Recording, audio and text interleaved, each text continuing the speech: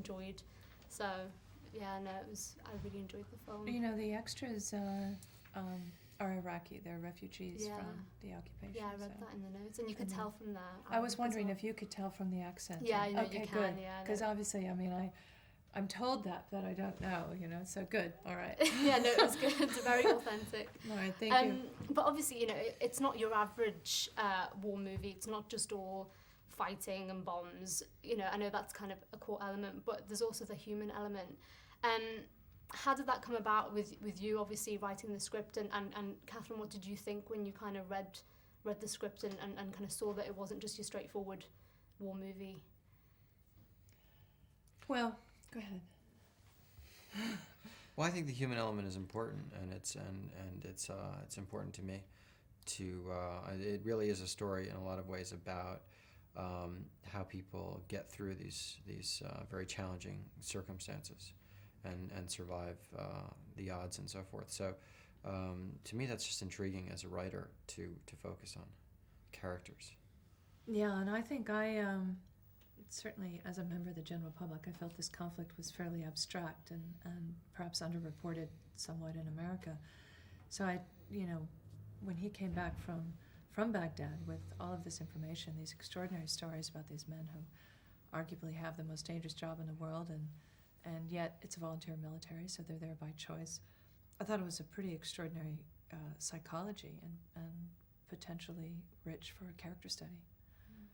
And, you know, when you were over there in Iraq, you know, were you thinking about writing a screenplay, or was it just more about, you know, your own writing? I know you do, like, reporting and write articles and stuff. I mean, were you thinking screenplay at the time, or was that something at the back of your mind? Not at the moment. That more occurred to me later when I came back. At the moment, I was just trying to sort of not step on a bomb or do something like that. Yeah. And obviously you know, immensely kind of enjoyed the script and felt that, you know, it was worth, you know, developing into a film. But there was no kind of big studio behind you.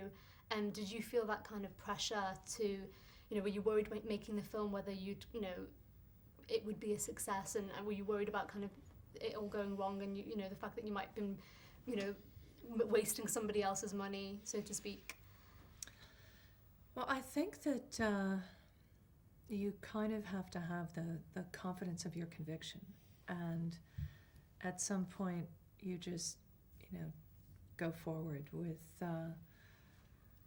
you know, I mean, my feeling was the material was so strong, the stories were so strong, and that this was pretty valuable information that I felt would touch a kind of nerve, that I was undaunted by any potential for, you know, for it not to work out. I really felt confident that we were going to be all right.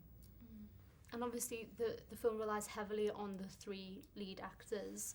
You know, how was that process of finding those guys? I mean, their performances were absolutely amazing in the film, all of them relatively not huge names.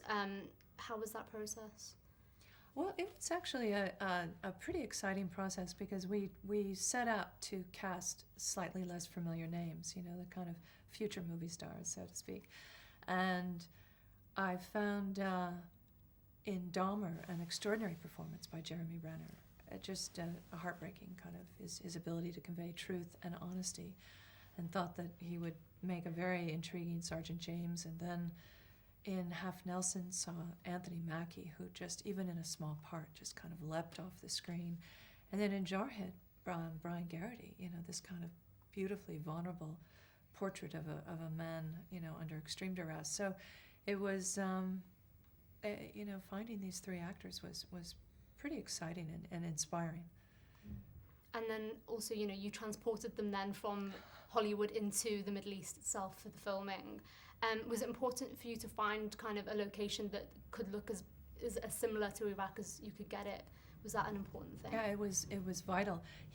Mark came back with photographs and video of the locations and in Baghdad, and we couldn't shoot there, but so we really wanted to replicate it as closely as possible, and we found these locations in and around the city of Amman and East Amman that were virtually identical, I mean, with some set dressing, and you could turn the camera 360 degrees, and every angle was perfect, and the people were wonderful, and the extras and bit players, many of whom were Iraqis who were living in Amman at the time, that were refugees from the occupation. And when you saw kind of the finished product, was it how you'd kind of experienced it yourself? I mean, how similar was the movie to you? I think it came out really well, and I'm proud of it. I think it did actually capture. You can never fully capture it, of course, but it did capture some of the flavor of what it's like in those situations, and some of the suspense and the danger and the everyday acts of heroism that ordinary people are exhibiting, and all of that really, I think, in a very unique way. Great. I've run out of time, unfortunately. I could go on for all day. Thank you. But yeah, no, I really enjoyed it, and I also lived in Amman for 2 years as well. Oh, did So you? you Really? know the whole So area.